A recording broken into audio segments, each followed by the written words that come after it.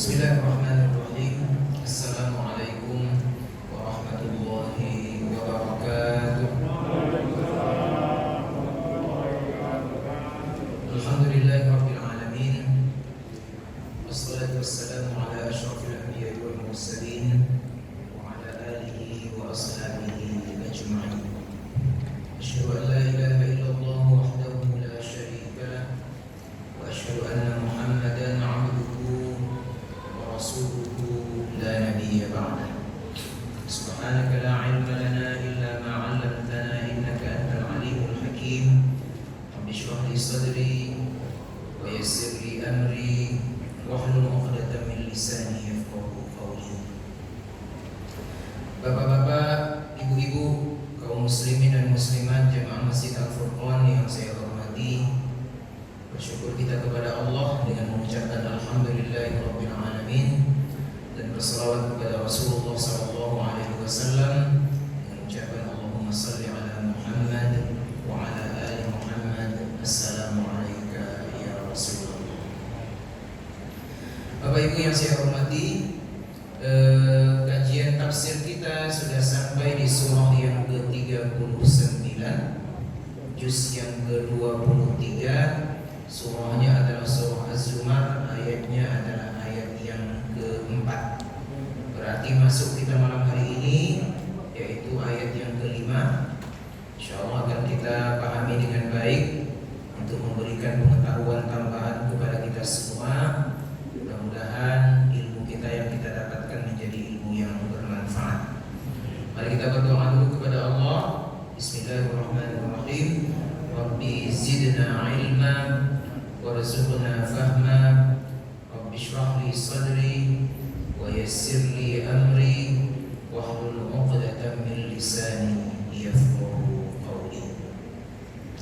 Bapak Ibu, saya akan bacakan ayat yang akan kita bahas dalam kesempatan ini, dan patokan saya adalah tafsir Al-Qur'anul Azim atau yang dikenal juga dengan tafsir Ibnu Katsir, ya, karangan karya dari Imam Ibnu Katsir. A'udzu billahi minasy syaithanir rajim. Bismillahirrahmanirrahim. Khalaqas samawati wal arda bil haqq yukawwirul laila 'alan nahari wa yukawwirun nahara 'alal laili wa sakhkhara asy-syamsa wal qamara kullun yajri li ajalin musamma ala huwal 'azizul ghaffar.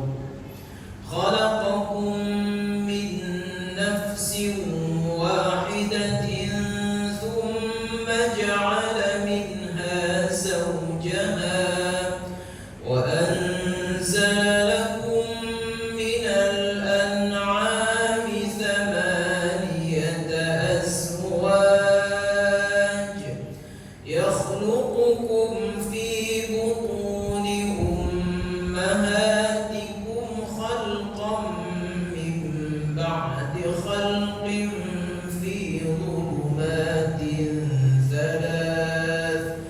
Dzalikumullahu rabbukum lahul mulk la ilaha illa hu fa anna tusrafun. Shadaqallahul azim. Bapak Ibu yang saya hormati, kita mulai ayat yang kelima dan ayat yang keenam hari ini jadi pokok bahasan kita. Intinya adalah bagaimana Allah menggambarkan kepada kita betapa hebatnya kekuasaan Allah Subhanahu wa taala. Allah sebetulnya tidak ingin menyampaikan kepada kita, tidak ingin berbangga-bangga dengan apa yang ia miliki Tapi ini merupakan sebuah pengajaran kepada kita semua agar kita tahu secara pasti seperti apa Tuhan yang wajib kita sembah itu.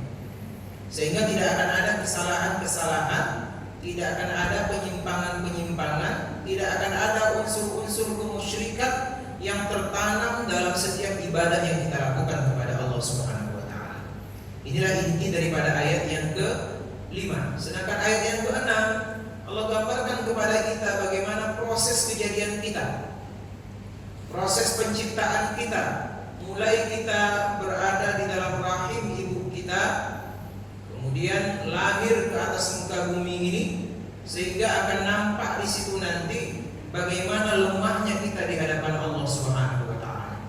Sehingga tidak pantas bagi seorang manusia untuk durhaka kepada Tuhannya, untuk sombong kepada penciptanya, karena kita diciptakan dari tiada menuju kepada ketiadaan. Yang wujud sebenar-benarnya wujud hanya satu. Siapa dia? Itulah Allah Subhanahu wa taala. Bapak Ibu yang dirahmati Allah, kita mulai. A'udzubillahi minasyaitonir rajim. Berlindung kita kepada Allah dari godaan syaitan yang berkutuk. Bismillahirrahmanirrahim. Dengan nama Allah yang Maha Pengasih lagi Maha Penyayang. Khalaqas samawati wal arda bil haqq. Allah telah menciptakan as-samawat, langit yang banyak. Sab'a samawat. Dalam ayat yang lain ada 7 lapis langit. Dari mana 7 lapis langit itu berita terperincinya bisa kita lihat bagaimana Nabi menggambarkan kepada kita ketika Nabi melaksanakan Isra dan Mi'raj. Ceritanya lengkap. Hadisnya cukup panjang. Langit pertama jumpa dengan Nabi ini, langit kedua jumpa Nabi ini, sampai akhirnya langit yang ke-7. Itulah gambaran seperti apa langit itu. Langit itu seperti apa kondisinya? Mungkin tak bisa kita bayangkan kepada diri. Tak tahu kita seperti apa kondisinya, karena yang kita lihat bintang berbintang, planet-planet yang ada di atas kita pada malam hari, atau melalui teleskop yang dilakukan oleh para ilmuwan, kesepakatan ulama itu baru samaud dunia, itu baru langit dunia. Seperti apa kondisi langit dunia itu? Dengan langit tingkat yang pertama, ada hadis yang menyebutkan ada satu cincin terjatuh di atas padang pasir yang begitu luas. Maka cincin itulah langit dunia itu, sedang padang pasir itu adalah langit yang pertama. Begitu luasnya. Di atas langit pertama ada langit yang kedua. Seperti apa luasnya langit kedua daripada langit yang pertama? Kata Nabi lagi, jatuh pula cincin di tengah padang pasir, kecil cincin itu. Maka langit yang pertama itu ibarat cincin tadi, sedangkan langit yang kedua ibarat padang pasir. Seperti apa luasnya itu? Wallahu a'lam bishawab. Itulah langit yang diciptakan Allah Subhanahu wa taala bi ghairi amadin. Dia tegak, dia kokoh, tapi tanpa amad. Apa arti amad? As-salatu imaduddin. Salat adalah tiang agama. Berarti amad itu adalah tiang. Kokoh dia di atas, tak pernah runtuh dia. Tapi Allah ciptakan langit itu tanpa tiang sama sekali. Begitulah hebatnya Allah Subhanahu wa taala. Manusia tidak akan bisa membangun sebuah bangunan tanpa tiang. Kalau tidak ada tiang pasti akan ambruk. Tapi sejak awal penciptaannya sampai hari kiamat, kita tidak akan menemukan ambruknya langit itu kecuali atas izin Allah Subhanahu wa taala. Allah katakan wal arda, Allah juga yang menciptakan bumi yang kita tinggali ini. Kita diam di atas muka bumi ini. Semuanya tersedia dengan sebaik-baiknya. Pemandangannya indah, airnya bisa kita minum, udaranya bisa kita hirup. Semuanya adalah karya Allah. Dan Allah mengatakan penciptaan itu bil haqq, dengan sebenar-benarnya, bukan untuk bermain-main, bukan untuk sesuatu yang tidak ada gunanya. Tapi Allah serius menciptakan itu untuk memberikan kesenangan kepada manusia yang ada di atas muka bumi ini. Maka berterima kasihlah kepada Allah Subhanahu wa taala. Yukawwirul laila 'alan nahar, dan Allah Subhanahu wa taala yukawwir, memasukkan, menghimpit malam dengan siang. Al-lail wan nahar, datang malam, datang siang, hilang malam. Datang malam, hilang siang. Semuanya berjalan dengan penuh keteraturan. Karena sebaliknya, wa yukawwirun nahara 'alal lail, Allah memasukkan an-nahar, siang, menggantikan malam. Tak pernah terbalik dia, selalu beriringan. Tadi sudah kita rasakan siang kurang lebih 12 jam. Habis itu kita masuk mulai daripada maghrib tadi masuk ke waktu malam sampai nanti datangnya waktu fajar. Semuanya berjalan dengan baik, tak pernah tabrakan nih. Tak pernah tiba-tiba muncul matahari di tengah malam. Ya Pak ya? Tak pernah. Seumur dunia ini tak pernah tiba-tiba matahari nongol deh. Saat kita tidur jam 12 malam tiba-tiba datang matahari. Enggak ada itu. Kenapa? Kullu wasakhkhara asy-syamsa wal qamar. Karena semuanya, matahari, bulan, sudah ditundukkan oleh Allah Subhanahu wa taala. Tunduk. Kita punya binatang ternak misalnya. Itu yang membuat dia tunduk itu adalah Allah. Sehingga binatang ternak itu bisa kita arahkan sesuai dengan keinginan kita. Tak pernah dia akan melawan kita. Kita ambil contoh lah, polisi dia punya anjing pelacak. Ya. Ada kemarin berita anjing pelacak polisi itu harganya 1 ekor itu bisa sampai 1 miliar. Karena dia bisa mencium di mana ada mungkin ganja, dia bisa mencium bau penjahat yang akan dibunuh, dia bisa mencium di mana mungkin senjata disimpan. Maka harga per ekornya itu lebih daripada 1 miliar. Tapi anjing itu kita tengok dia tunduk dia. Datang polisi disuruh lari anjing itu. Nah itulah maksud wasakhara, ditundukkan oleh Allah. Maka demikian pula dengan asy-syamsa wal qamar, matahari, asy-syams wal qamar, bulan. Allah tundukkan mereka, ya, sehingga mereka berjalan sesuai dengan kehendak Allah Subhanahu wa taala. Tidak ada satu pun yang berani melawan. Tumbuh-tumbuhan itu tidak ada yang melawan Allah. Batu-batu itu tidak ada yang melawan Allah. Hewan tak ada yang melawan Allah.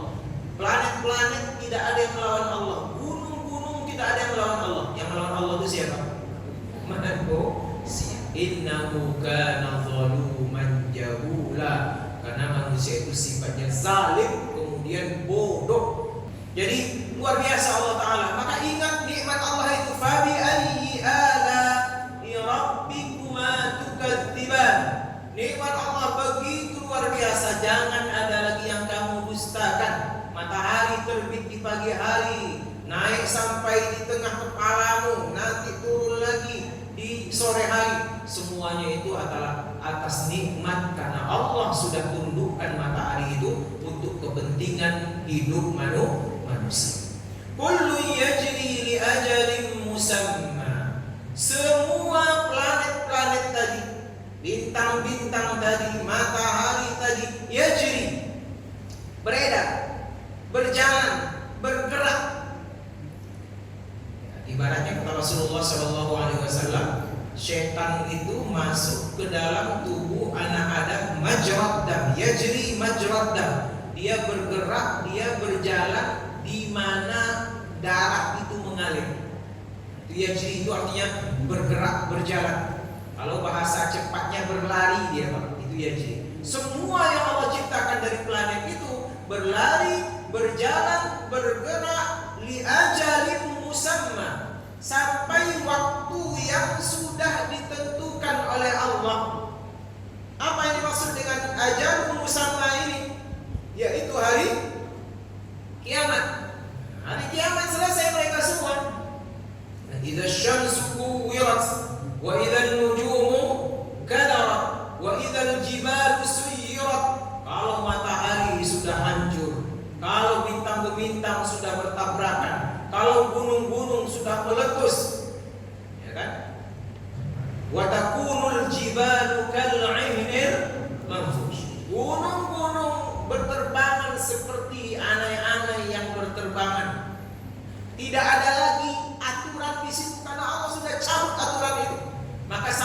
disitulah batas waktu yang disebut dengan ajalun musamma. Jadi umur dunia ini ada ajalnya, ya kan? Umur manusia juga punya ajal. Jadi ajal itu batas waktu yang sudah ditentukan oleh Allah Subhanahu wa taala. Ada ayat Allah yang menyebutkan bahwasanya setiap manusia itu ada ajalnya. 30 tahun, 40 tahun, 65, 75, ada ajal manusia. Orang per orang punya ajal yang sudah ditentukan oleh Allah. Tidak ada satupun yang tahu kapan ajalnya. Maka dunia, alam semesta ini juga ada ajalnya. Ajalnya disebut dengan ajalun musamma. Waktunya kapan? La ya'lamuha illahu. Tak ada satupun yang tahu kapan datangnya hari kiamat itu. Suatu ketika malaikat Jibril ditanya oleh Rasulullah SAW, kapan datangnya kiamat? Jibril mengatakan, yang ditanya tidak lebih tahu daripada yang bertanya. Tidak ada yang tahu. Satu-satunya yang tahu adalah Allah Subhanahu wa taala. Cuman kita diberitahu melalui pendapat Rasulullah sendiri, para ulama sudah melihat tanda-tanda, ada tanda-tanda kecil, ada tanda-tanda besar, ya, yang ditampakkan oleh Allah. Tapi yang jelas dalam sebuah riwayat disebutkan, salah satu kemuliaan hari Jumat adalah hari Jumat itu Nabi Adam diciptakan. Hari Jumat itu Nabi Adam dimasukkan ke dalam surga. Hari Jumat itu Nabi Adam dikeluarkan dari surga. Dan hari Jumat itu pula nanti kiamat akan terjadi. Kapan Jumatnya wallahu a'lam. Yang jelas makhluk-makhluk selain manusia dan jin, dalam sebuah riwayat dari Nabi menyebutkan, setiap datang hari Jumat, hewan, tumbuh-tumbuhan itu mengangkat kepalanya ke langit, melihat jangan-jangan hari Jumat ini adalah hari kiamat. Kita tak pernah sadar, Pak, ya? Pasti tak pernah sadar kita hari Jumat itu. Yang kita pikirkan hari Jumat itu mungkin siap-siap besok hari Sabtu pergi ke bukit. Rancang-rancang ya. Besok hari Sabtu nih, hari Senin libur pula, 17 Agustus, libur panjang. Ya siap-siap. Tidak pernah terbayangkan oleh manusia itu hari Jumat itu akan datang hari kiamat. Bapak Ibu yang dirahmati Allah Subhanahu wa taala, jadi tidak ada satupun yang tahu, hanya Allah, ilmu Allah yang mengetahui itu semua. Ala huwal azizul ghaffar. Allah menunjukkan kepada kita betapa hebatnya kekuasaan Allah, betapa perkasanya Allah dalam menciptakan alam semesta ini. Tak akan ada yang sanggup siapapun selain daripada Allah. Maka jangan ada yang mengaku Tuhan, jangan ada yang menyembah selain daripada Allah, karena adalah pasti selain Allah tidak mampu.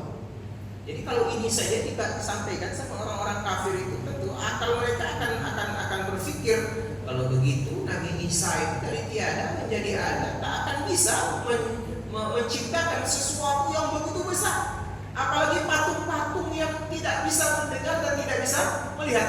Sudah tergambar kemarin bagaimana kisah Nabi Ibrahim, bagaimana kisah Nabi Daud, bagaimana kisah Nabi Musa, Fir'aun mengaku sebagai Tuhan, bagaimana kisah Nabi Isa dituhankan oleh orang-orang yang hidup pada masa itu. Tapi Allah sampaikan kepada kita, satu-satunya yang sanggup untuk menciptakan dengan keperkasaannya hanya Huwa. Siapa Huwa itu? Allah. La ilaha illa huwa. Qul huwa.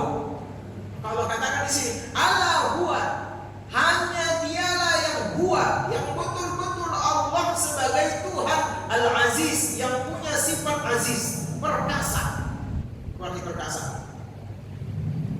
Perkasa itu jantan, hebat dia, agung dia.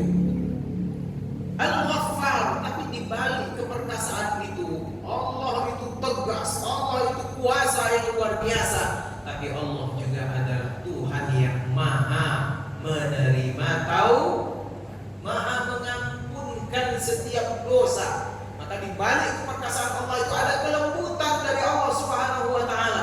Bagi siapa yang ingin bertaubat, datang kepada Allah, minta ampun pasti Allah akan yaghfiru liman yasha. Allah akan mengampuni siapa yang Dia kehendaki, wa yu'adzibu man yasha. Namun sebaliknya Allah pun akan mengadab siapa yang Dia kehendaki. Bapak Ibu yang dirahmati Allah Subhanahu wa taala, ayat yang ke-6, khalaqakum min nafsin wahidah. Sesudah Allah menyampaikan makro kosmos, penciptaan makro itu besar, Allah kemudian gambarkan kepada kita mikro kosmos. Jadi apa yang ada di langit alam semesta itu kalau kita kita bercermin, berkaca, itu ada dalam tubuh kita. Alam semesta teratur, tubuh kita pun juga teratur dengan baik. Itu mikronya. Maka siapa yang, kata para ulama, siapa yang mengetahui man arafa nafsahu, tahu dia kadar dirinya, bagaimana proses penciptaannya, seperti apa kuasa Allah dalam dirinya, faqad arafa rabbahu, maka dia sungguh akan mengetahui siapa Tuhannya. Jadi tak perlu rasanya meneliti yang jauh-jauh di atas sana, cukup teliti diri kita, bagaimana keteraturan itu ada dalam diri kita. Maka Allah ceritakan kepada kita, khalaqakum min nafsin wahidah. Aku, kata Allah, sudah menciptakan kalian min nafsin wahidah, dari satu jiwa. Nafsun, ya. Nah, ini kalau kita tengok ulama mutaqaddimin, ulama yang dulu dengan ulama mutaakhirin yang sekarang, itu agak sedikit berbeda untuk menafsirkan apa yang dimaksud dengan nafsun wahidah. Kalau ulama yang lama, ulama di awal-awal abad 1, 2, 3 Hijrah, para mufassir, itu lebih cenderung mereka menganggap nafsu wahidah ini Nabi Adam. Kita ciptakan dari satu diri, yaitu Nabi Adam. Tapi ulama mutakhirin yang sudah dapat pemahaman ilmu pengetahuan, sudah dapat pemahaman sains dan lain sebagainya, ada yang berpendapat nafsu wahidah itu bukan Adamnya, tapi sumber penciptaan Adam itu sendiri. Siapa dia? Adam diciptakan Allah dari tanah,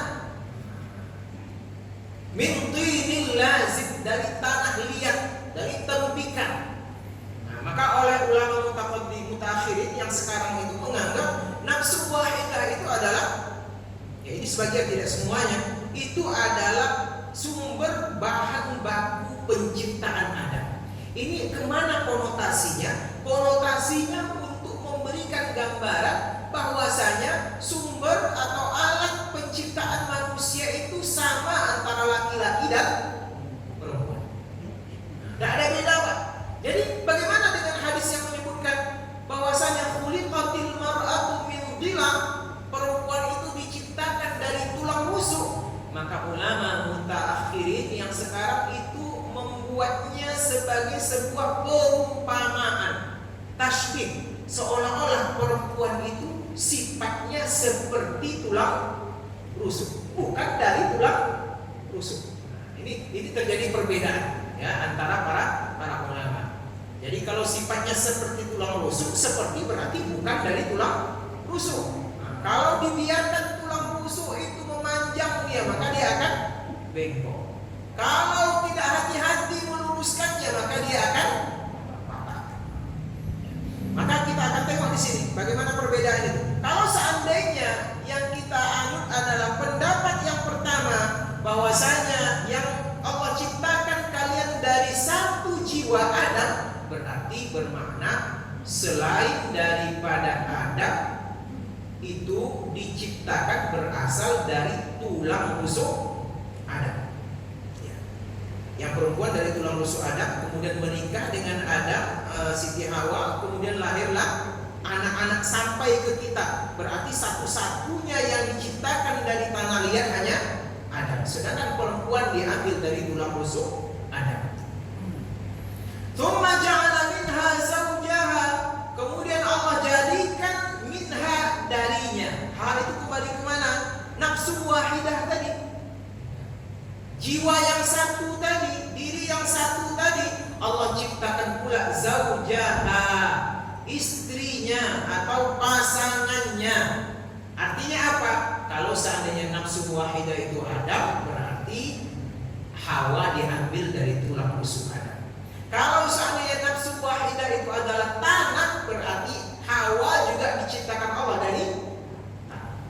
Apa artinya? Kalau sama-sama diciptakan dari tanah, berarti laki-laki dan perempuan sejajar. Ya Pak ya? Sejajar. Dan itu cocok dengan konsep Al-Quran. Ya kan? Tidak ada yang lebih tinggi, tidak ada yang lebih rendah. Tidak boleh memandang Al-Quran, tidak memandang perempuan sebagai manusia kelas 2.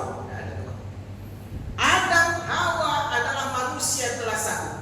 Yang laki-laki beriman masuk surga, yang perempuan beriman juga masuk surga. Yang laki-laki bermaksiat masuk neraka, yang perempuan bermaksiat juga masuk neraka. Cuman kodratnya berbeda. Yang laki-laki mencari nafkah, yang perempuan tinggal di. Yang laki-laki kemudian tak bisa hamil, yang bisa hamil hanya perempuan. Itu kodratnya masing-masing. Tapi intinya adalah kedua-dua jenis manusia ini diciptakan dari benda yang sama, yaitu dari tanah. Wa anzala lakum minal an'ami thamaniyata azwaj. Kemudian Allah turunkan, Allah ciptakan lakum bagi kalian, kita manusia ini, minal an'am, dari binatang ternak. Al-an'am, binatang ternak.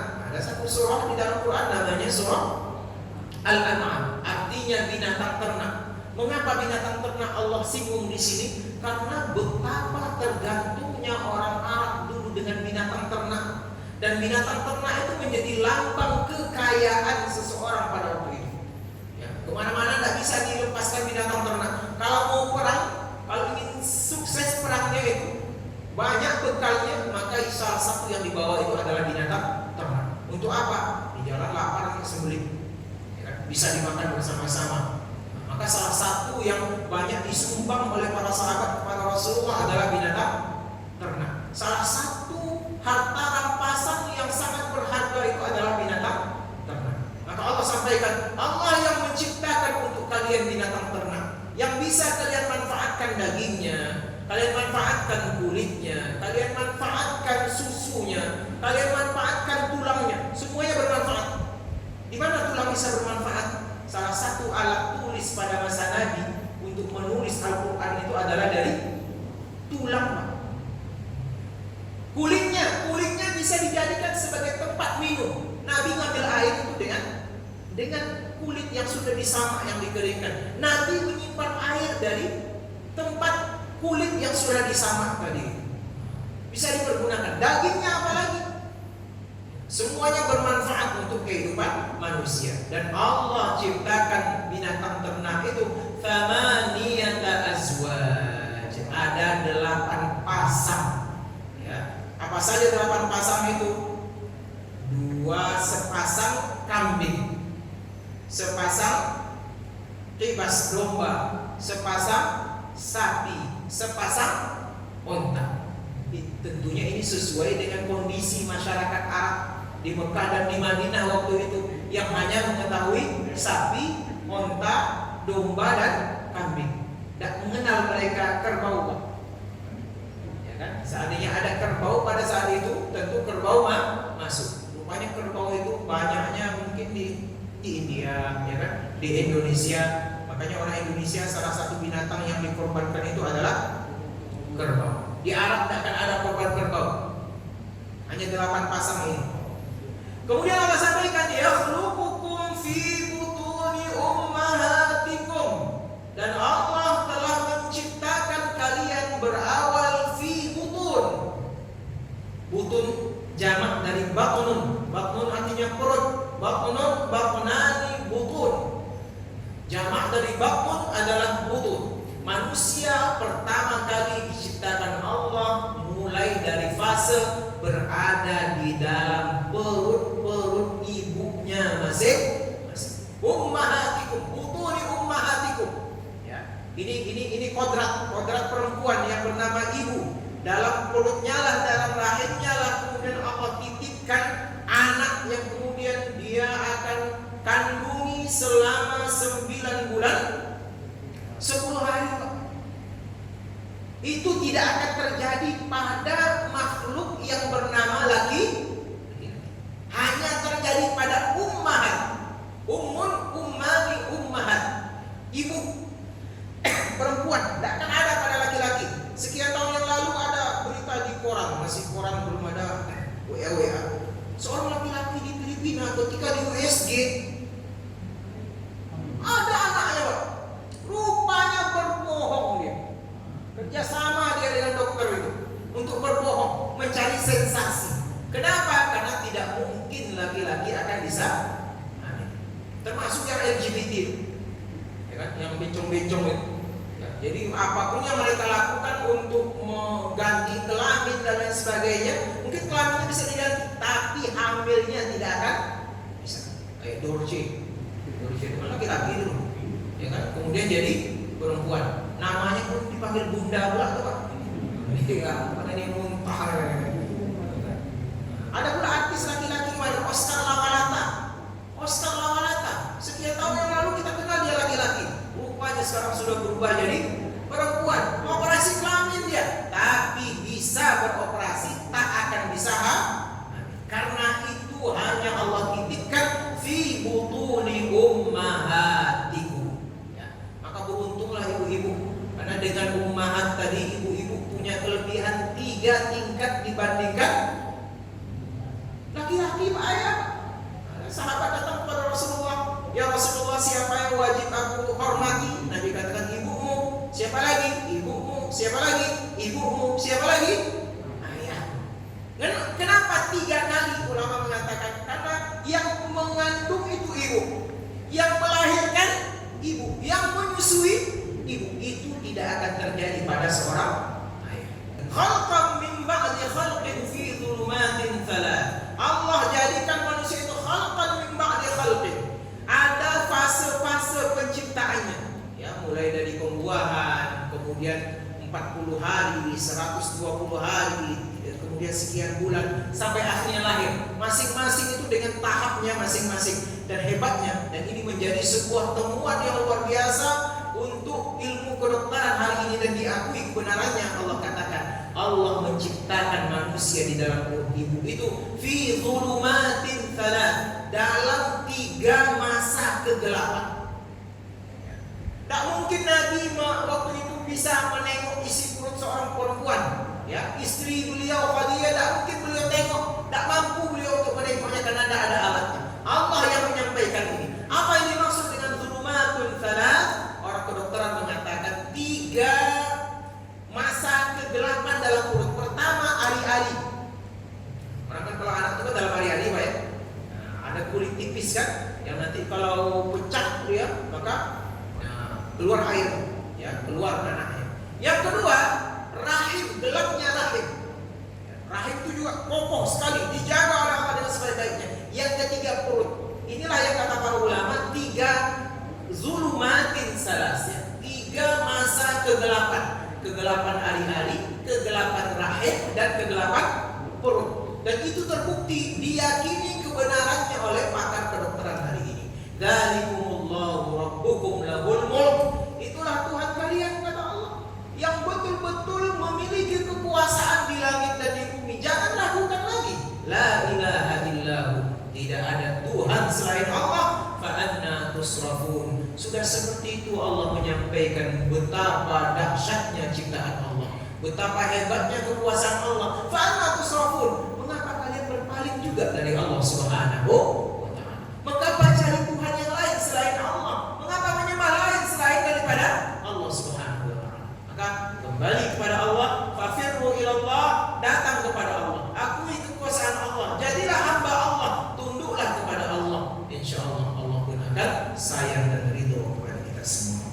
Bapak Ibu yang dirahmati Allah Subhanahu wa ta'ala, mudah-mudahan 2 ayat ini menggambarkan kepada kita betapa kekuasaan Allah luar biasa dan akan menambah keimanan kita kepada Allah dan ketundukan kita sehingga kita menjadi hamba-hamba yang saleh yang berbakti kepada Allah Subhanahu wa ta'ala. Amin ya rabbal alamin. Lebih dan kurang mohon maaf. Wabillahi taufiq wal hidayah. Assalamualaikum